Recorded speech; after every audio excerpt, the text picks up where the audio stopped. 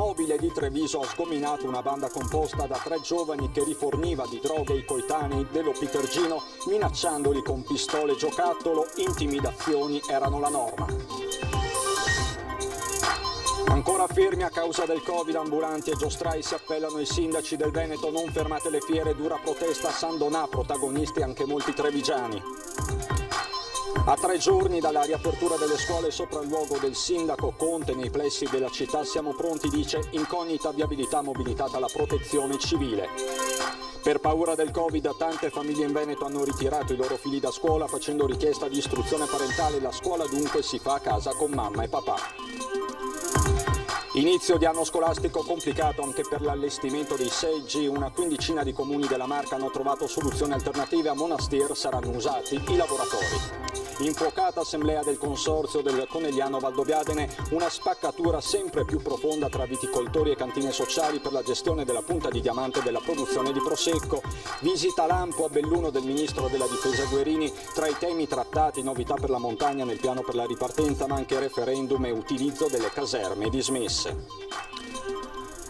Bentrovati, buonasera telespettatori di Antenna 3. Sono i dati del contagio ad aprire il nostro telegiornale. Sono 166 nelle ultime 24 ore, lo possiamo vedere dalla tabella, 71 nella sola giornata di oggi. Maglia nera ancora una volta la provincia di Treviso con 53 positività nelle 24 ore. A Treviso, riferiscono fonti dell'ULS 2, è deceduta una signora 89enne alla casa di riposo Opera Immacolata di Lourdes a Conegliano, decesso che però risale ai giorni scorsi. La casa di riposo Opera Immacolata di Lourdes però è anche sede del nuovo focolaio di Marca. 12 nuovi positivi nelle ultime ore, 9 ospiti e 3 operatori. Questo succede quindi a Conegliano.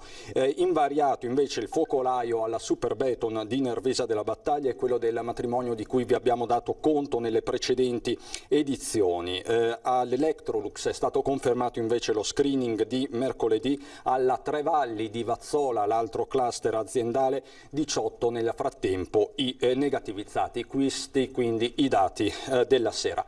Ma la cronaca incombe e ci porta nello Pitergino, dove è stata sgominata una banda che riforniva la piazza di Oderzo di droga. Usavano anche pistole giocattolo.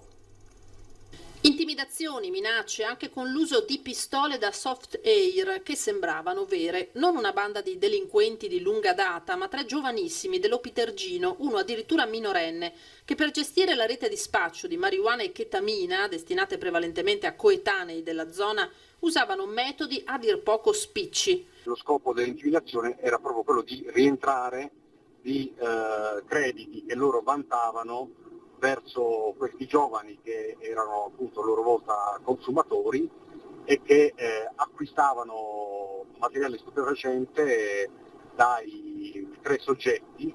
Gli investigatori della squadra mobile di Treviso e quelli del commissariato di Conegliano sono riusciti a risalire ai 3 ragazzi, tutti incensurati, denunciandoli a piede libero. Si tratta di un operaio di 24 anni di San Polo di Piave, uno studente di 19 di Fontanelle e un altro studente appena 17enne di Oderzo, tutti italiani.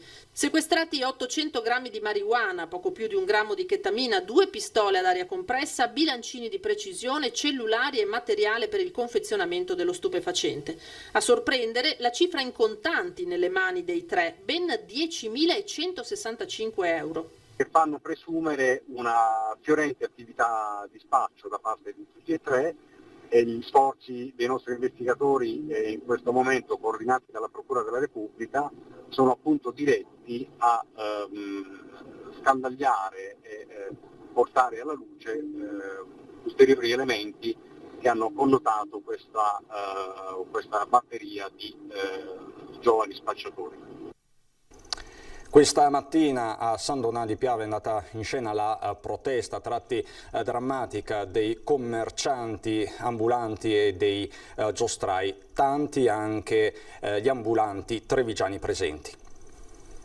Lo stato d'animo è ai livelli più bassi. Noi come spettacolo viaggiante siamo penalizzati sia qui a San Donà di Piave che a Treviso Le amministrazioni comunali purtroppo ascoltano poco quello che noi abbiamo da dire, noi presentiamo progetti, mettiamo sul piatto tutto quello che ci chiedono a spese nostre, steward, sanificazione, ingressi contingentati, recinzioni delle aree. Noi facciamo tutto quello che è possibile, però purtroppo le amministrazioni sistematicamente bocciano sempre i nostri progetti. Centinaia di famiglie dello spettacolo viaggiante messe sul lastrico. È il grido di dolore di un intero settore, quello partito da San Donà di Piave, dove il commercio ambulante e il mondo delle giostre, anche trevigiani, hanno voluto lanciare un messaggio inequivocabile ai sindaci del nord-est che causa Covid stanno annullando o ridimensionando diverse fiere. Noi chiediamo ai sindaci semplicemente la possibilità di poter lavorare, non chiediamo niente di più, siamo disposti a discutere, a trovare delle soluzioni che ci permettano di poter riuscire ad arrivare a fine anno, perché con questo sistema non garantiamo che le aziende possano arrivare a fine anno. Dalla fiera del Rosario a San Donà, la più frequentata a nord-est, a quelle di San Luca a Treviso, dove è stato sospeso il tradizionale Luna Park, il Covid rischia di far saltare il comparto. Tanti anche gli ambulanti trevigiani che hanno ribadito la loro voglia e urgenza di lavorare. Io sono ambulante e sono commerciante di sede fissa sul comune di Valdobbiadene e in tutto il tempo del Covid abbiamo comunque imparato a come gestire la situazione. Purtroppo però non ci vogliono far lavorare. E adesso mi hanno mandato l'INPS da pagare praticamente con l'amore. Per me guarda non pago perché lo so che è tutta una fregatura. Ho sempre pagato io però. Parliamo adesso di scuole con il sopralluogo di queste ore del sindaco Mario Conte nelle scuole del comune di Treviso, sindaco che lancia un nuovo appello ai cittadini. Lunedì comincia l'anno scolastico e è forse uno degli inizi più complicati degli ultimi 20-30 anni perché sarà un gran casino. Non ha usato mezzi termini il sindaco Mario Conte per descrivere cosa si prospetta lunedì mattina a Treviso. Non tanto per le strutture scolastiche che oggi ha visitato personalmente, 19 i plessi dove l'attività continua frenetica in vista dell'inizio dell'anno scolastico. Nelle scuole ho trovato presidi con vestiti da lavoro che stavano pitturando, insegnanti che stavano spostando scatoloni e spostando banchi. L'amministrazione comunale nel giro di 30 giorni ha fatto tutti gli interventi che adesso vi elencherò e ha investito 400.000 euro trasferiti dallo Stato. Pochi gli interventi che devono ancora essere ultimati, con il sindaco che sul tema non ha mancato di attaccare le opposizioni in Consiglio Comunale. Qualche cornacchia di opposizione stonata che va in cerca della lavagna che non è collegata al secondo piano dell'istituto piuttosto che l'interruttore che ancora non funziona, perché questa volta mi arrabbio davvero tanto. Il riferimento è a dei post sui social che commentavano dei ritardi in alcune scuole. E se sul fronte didattico Casugana si sente tranquilla, il vero banco di prova sarà per viabilità e trasporto pubblico lunedì mattina, con il sindaco che ha mobilitato addirittura la protezione civile. Piazzale Duca d'Aosta piuttosto che gli altri punti di interscambio. Sarò lì semplicemente perché voglio vedere come funziona con la capienza all'80% dei bus e soprattutto per sensibilizzare i ragazzi che una grossa fetta della responsabilità oggi, da lunedì, graverà anche sulle loro spalle. Per questo da ieri sera sui pannelli luminosi campeggia questo slogan. L'appello è quello di utilizzare comunque il bus, di utilizzare biciclette, se è possibile andare a piedi, di utilizzare anche i pedibus, insomma di utilizzare tutti quei mezzi alternativi alle macchine per cercare di alleggerire il traffico nelle strade. E a 3 giorni dall'inizio dell'anno scolastico emerge anche un altro dato, un nuovo fenomeno, quello dell'homeschooling, ma vediamo di che cosa si tratta nel servizio. Abbiamo qualche segnalazione delle cosiddette opzione per l'homeschooling, cioè l'educazione parentale, per dirla all'italiana. Cosa significa? Che per tutta la scuola dell'obbligo i genitori possono farsi carico loro dell'istruzione dei propri figli e ovviamente debbono però dimostrare, ai fini questo dell'assolvimento dell'obbligo di istruzione, di averne le capacità tecniche e i mezzi. Sono arrivate richieste di istruzione parentale, la notizia è giunta al MIUR, si tratta di alcuni casi, ma l'ufficio scolastico regionale non esclude che possano da qui a lunedì essercene degli altri. Genitori che per la paura del contagio, per non rischiare di essere messi in quarantena, decidono di assolvere l'obbligo formativo certificando di avere la capacità tecnica ed economica per sostituirsi alla scuola. La paura, e io so che in molti è anche questa, se per caso mio figlio deve fare la quarantena perché c'è a scuola un caso, devo fare la quarantena anch'io famiglia? In questo caso la comunicazione viene fatta direttamente alla scuola, da qui l'impossibilità di definire ad oggi il numero esatto di richieste. Al termine dell'anno l'alunno, che si appoggia comunque alla scuola di riferimento, dovrà fare un esame di idoneità. I casi segnalati sono tutti bambini frequentanti le scuole primarie. La Regione intanto sta procedendo con l'assegnazione delle supplenze, 13.000 in tutto il Veneto, invitando anche in questo caso gli insegnanti a fare il tampone. Andranno ad aggiungersi ai 58.558 già eseguiti. Intanto, con decreto del Ministro dell'Istruzione Azzolina, sono stati assegnati dei fondi agli istituti superiori di Montechia di Crosara, Arzignano, Tiene e Soave, strutture danneggiate dal maltempo che ha colpito il Vicentino e il Veronese. Facendo avere a questi comuni e alla provincia di Vicenza, in questo caso, per la scuola superiore Arzignano, dei fondi ad hoc per il ripristino degli edifici, perché in alcuni casi sono stati proprio scoperchiati i tetti. In queste scuole in alcuni casi si inizierà infatti non il 14 ma dopo la tornata elettorale. Inizio di anno scolastico che è decisamente complicato anche dall'allestimento dei seggi, così alcuni comuni della Marca hanno trovato delle soluzioni alternative. A Monastier, per esempio, per non sospendere la didattica saranno utilizzati i laboratori. Utilizzeremo dei laboratori che sono situati in coda all'istituto e quindi avranno anche un'entrata e un'uscita autonoma, grazie anche ai lavori di completamento della scuola con le nuove aule che saranno in dotazione dal prossimo anno. Sono 4 laboratori che in quei giorni non saranno utilizzati, ma questo ci permette anche appunto di non interrompere le attività scolastiche.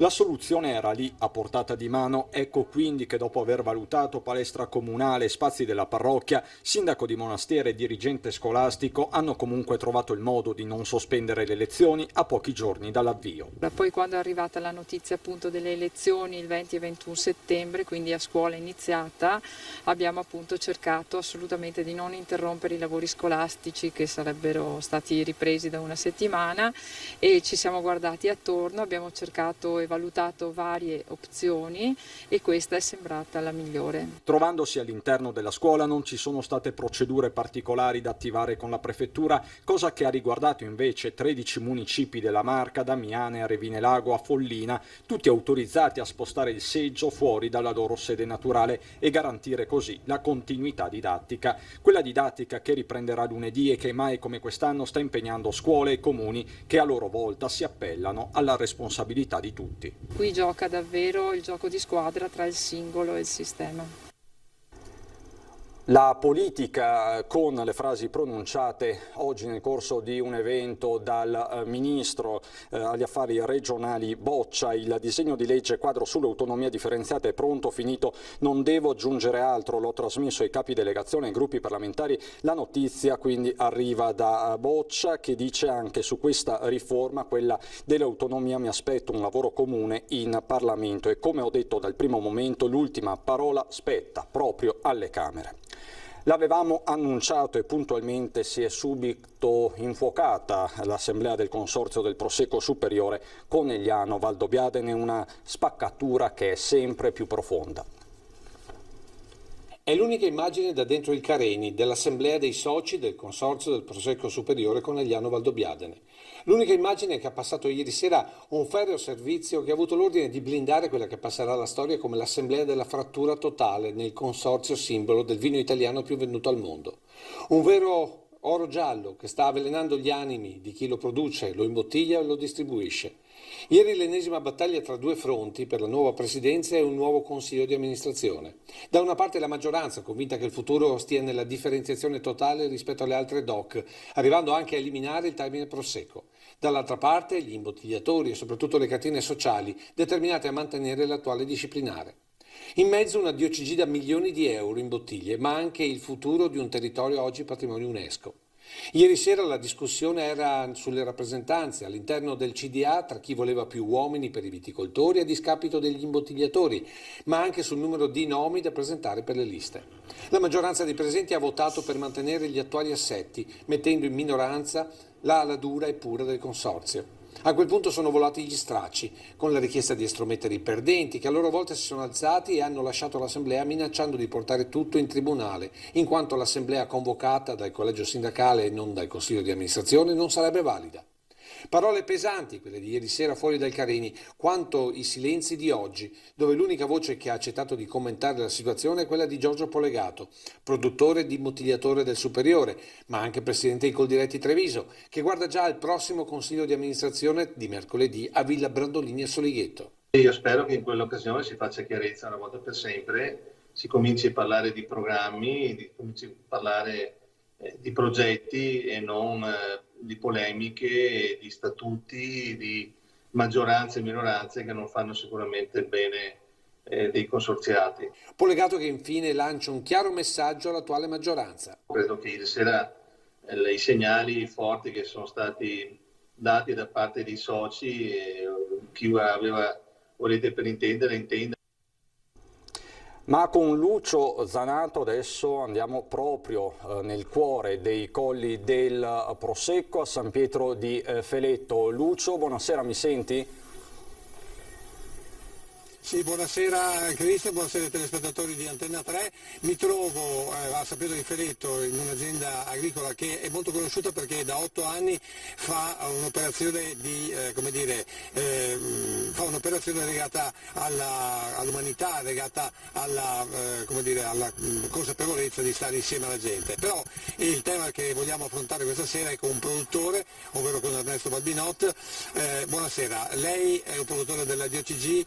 Discussioni come quelle di ieri sera, quanta difficoltà e quanto male fanno a tutto il consorzio e a tutto il movimento? Buonasera a tutti, dalle colline del Prosecco Superiore, del Conegliano Valdobbiadene Prosecco Superiore. Ma la discussione, lo scambio di opinioni di ieri sera, secondo me ci voleva, erano un po' che le parti o i consiglieri erano un po' in disaccordo su certe cose, però direi che per il bene della denominazione, per quello che noi vogliamo avere, ottenere da queste colline, sicuramente si prenderà una marcia e tutti spingeranno la cosiddetta carretta nella stessa direzione. Direi che uno scambio di opinioni ci sta tra moglie e marito, per cui secondo me alla fine ci si accorda, ci siamo già accordati, non ci sono dei disaccordi da dire, soltanto che questi rumors sicuramente danno un po' di fastidio e danno l'idea che ci siano delle spaccature. Ci possono essere spaccature, ma direi delle microfratture che si mettono a posto senza gesso. Insomma, praticamente una quadra si troverà, magari dopo il 1° di ottobre con la nuova dirigenza.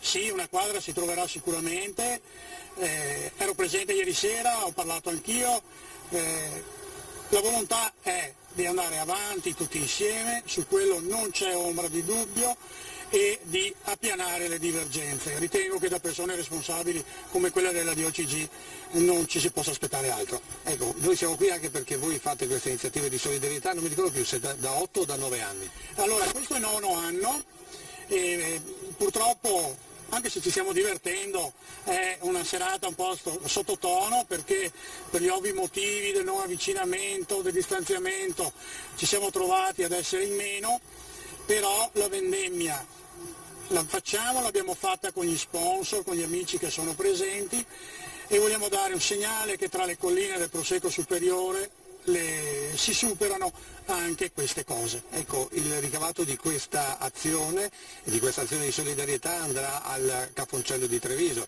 andrà al nostro ospedale e in particolare al Covid.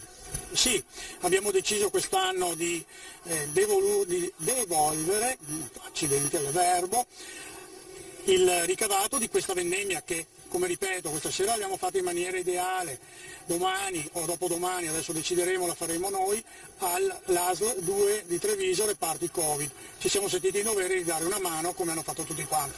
Allora adesso io, se mi date ancora un minuto, chiamo Semi Basso, grazie a Ernesto Balbinot. Semi Basso, allora tu sei testimonial di questo momento da tanti anni. La solidarietà, soprattutto in questo momento, è importantissima, hai detto prima.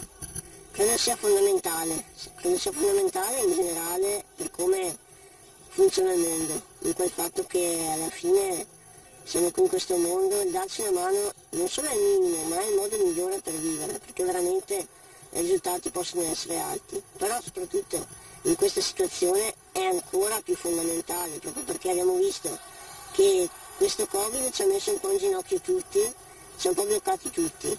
Gli unici posti in cui si è riusciti a vincere il Covid in maniera efficace è stato dove le persone si aiutavano tra di loro, dunque dove ognuno rispettava le regole, comunque dove ognuno era solidale con l'altro e non aspettava qualcosa dall'altro. Ecco, tu hai studiato, studi l'uomo, le malattie e quant'altro.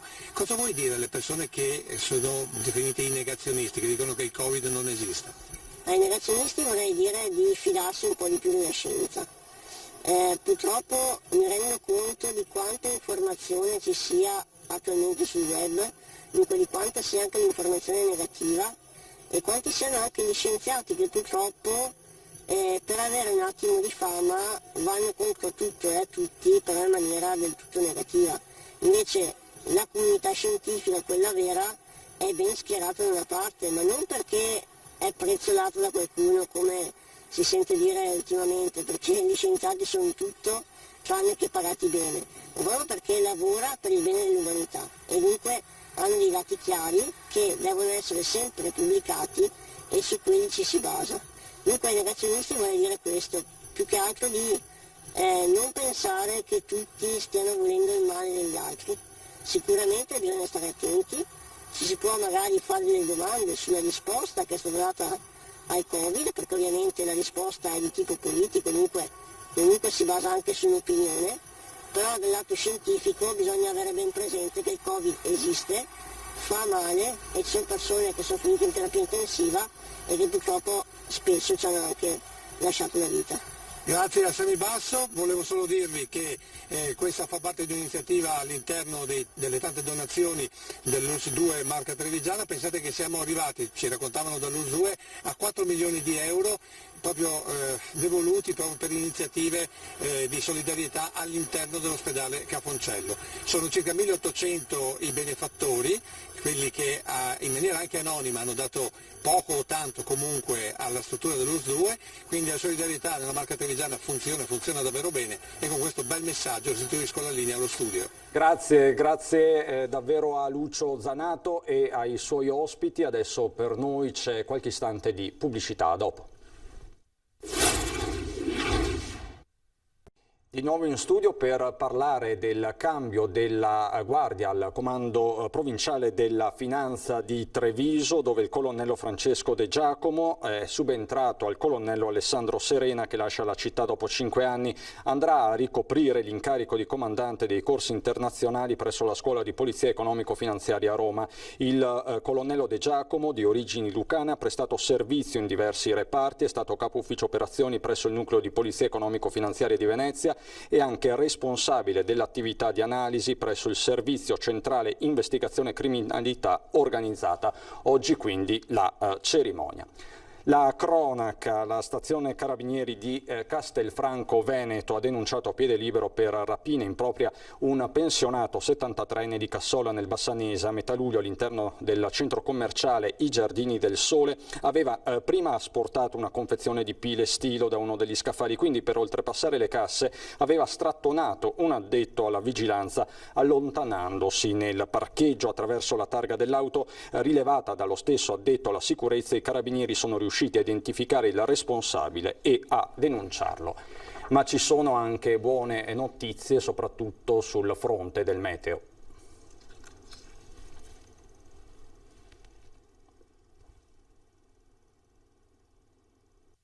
l'estate continua con caratteristiche veramente di piena estate, con temperature che ormai hanno veramente superato di molto le temperature medie. Questo grazie alla presenza di un anticiclone, di un'alta pressione che ha ripreso forza e in realtà è un po' sollecitata da una circolazione moderata depressionaria, ma che ci interessa pochissimo, interessa localmente i rilievi, ecco, con qualche fenomeno. Comunque più in dettaglio diciamo subito, sabato e domenica all'insegna del cielo sereno, una velatura del cielo durante le prime ore del mattino. Quello della velatura sarà una caratteristica che ci accompagnerà per tutta la prossima settimana, quindi tempo stabile ancora per 8, 9, 10 giorni, con venti molto deboli, tendenti a provenire dai quadranti orientali. Le temperature abbiamo detto minime dai 17 ai 19 gradi, le massime oltre 30 gradi, anche se poi a fine della prossima settimana tenderanno a calare. L'Alta Adriatica è previsto da poco mosso a localmente mosso. È tutto. Adesso andiamo a Belluno.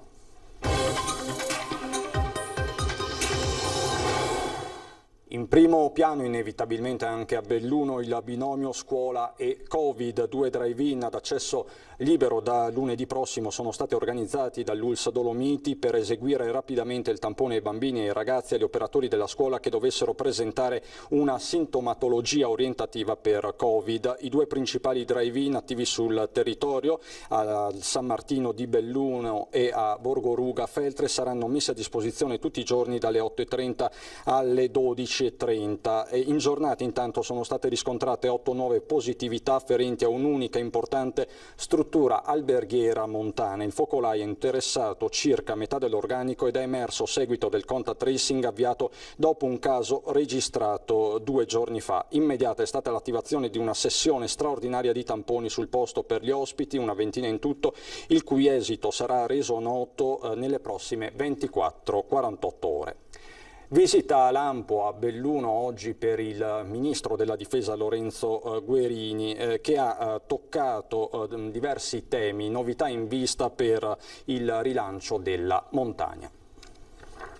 Il piano per la rinascita è una grande occasione per il Paese e l'Europa ha risposto al bisogno di rilancio dell'economia dopo l'emergenza sanitaria e dentro questo piano ci sono ambiti di lavoro molto importanti. L'ha detto il Ministro della Difesa Lorenzo Guerini nella sua visita a Lampo oggi a Belluno nella sede del PD. Su questo c'è anche quello che riguarda le aree interne e anche le aree montuose.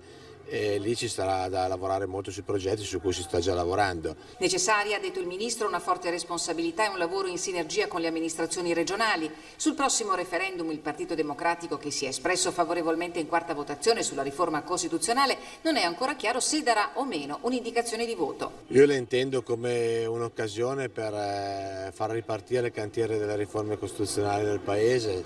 Certamente questo passaggio è un passaggio che non risolve le questioni, semplicemente affronta il tema della composizione numerica del Parlamento, ma io credo che il tema dell'ammodernamento delle nostre istituzioni sia molto più ambizioso. Sul tema delle caserme dismesse e sul loro utilizzo per altri scopi, il Ministro Guerini ha detto che la questione è complessa e che necessita di una discussione con gli enti locali per riqualificare parti di città, per ricollocare funzioni. La questione si intreccia però di questi tempi con il fenomeno dell'emigrazione. L'invito del Ministro è a valutare le cose nella loro reale dimensione. Non siamo in una situazione di emergenza ingestibile, abbiamo avuto alcune difficoltà in alcune parti del Paese relativamente soprattutto agli sbarchi. I numeri in questo momento sono in diminuzione.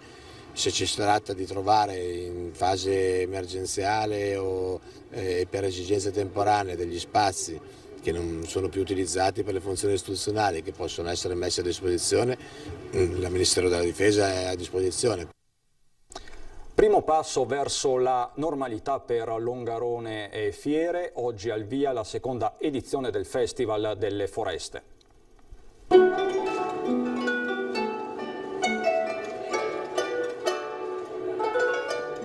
Il suono delle arpe celtiche, auspicio di speranza per una ripresa a tutto tondo dell'attività fieristica a Longarone, ha aperto ufficialmente la seconda edizione di Fiera e Festival Foreste, che guarda al presente ma soprattutto al futuro di un ambiente sostenibile che va salvaguardato.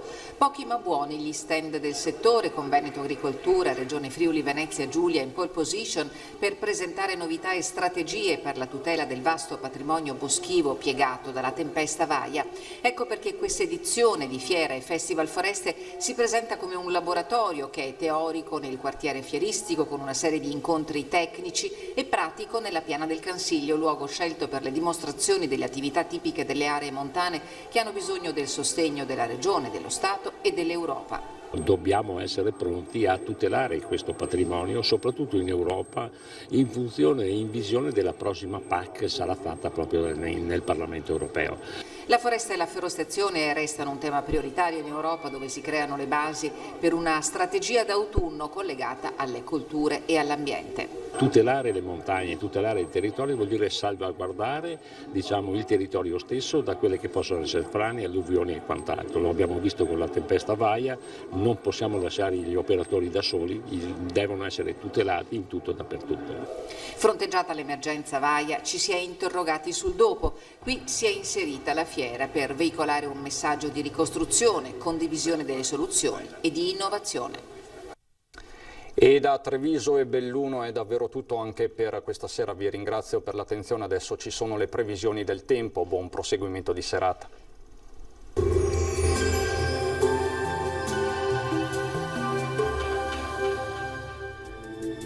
Bentrovati al meteo. Alta pressione in ulteriore rinforzo, sarà un weekend all'insegna del bel tempo. Il dettaglio di sabato 12 settembre. Sul Veneto avremo un ampio soleggiamento su tutta la nostra regione, sarà asciutto e stabile con cielo sereno o al massimo poco nuvoloso. Locali addensamenti sui monti, ma in genere senza conseguenze. Temperature minime fino a 20 gradi, valori massimi compresi invece tra 26 e 30 all'incirca. Ci spostiamo ora sul Friuli Venezia Giulia, dove avremo sostanzialmente la stessa situazione con sole prevalente, cielo sereno o velato e anche qui non sono previste precipitazioni. Temperature minime tra 17 e 21 gradi, massime sui 28-29 all'incirca. Infine uno sguardo al Trentino Alto Adige, sempre tanto sole ovunque, dalle ore pomeridiane però aumento dell'instabilità con occasionali rovesci sui settori di confine. Temperature minime sui 17 gradi, massime sui 28 all'incirca. Dal meteo di Antena 3 per ora è tutto, grazie per l'attenzione e arrivederci.